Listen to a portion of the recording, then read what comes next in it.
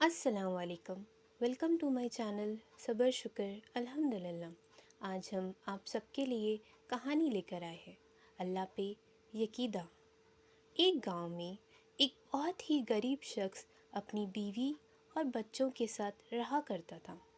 اس کو اللہ پہ بہت یقیدہ تھا اور وہ 5 وقت کی نماز پڑھتا تھا اور ہر نماز کے بعد یا اللہ کی تسبیح پڑھا کرتا تھا اور اپنی بیوی بچوں سے روز کہتا تھا کہ اللہ پہ یقین رکھو، وہ ہمیں چھپڑ پھاڑ کے دے گا۔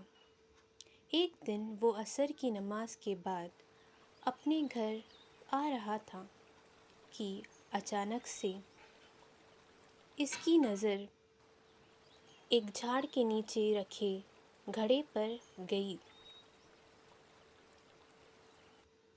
اس نے پاس جا کر دیکھا تو وہ گھڑا سونے اور اشرفیوں سے بھرا ہوا تھا۔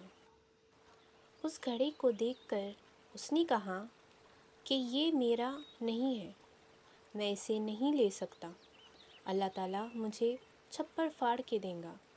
یہ کہہ کر وہ وہاں سے خالی ہاتھ چلا گیا۔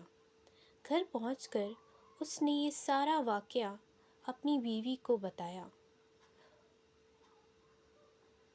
اسی دوران ان کے گھر میں چھپے ہوئے ایک چور نے یہ سارا واقعہ سن لیا تھا اور وہ سن کر وہاں سے چلا جاتا ہے۔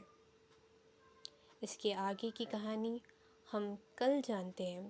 انشاءاللہ کل آپ سے پھر ملاقات ہوں گی، تب تک کے لیے اپنا بہت خیال رکھیں۔ اللہ حافظ۔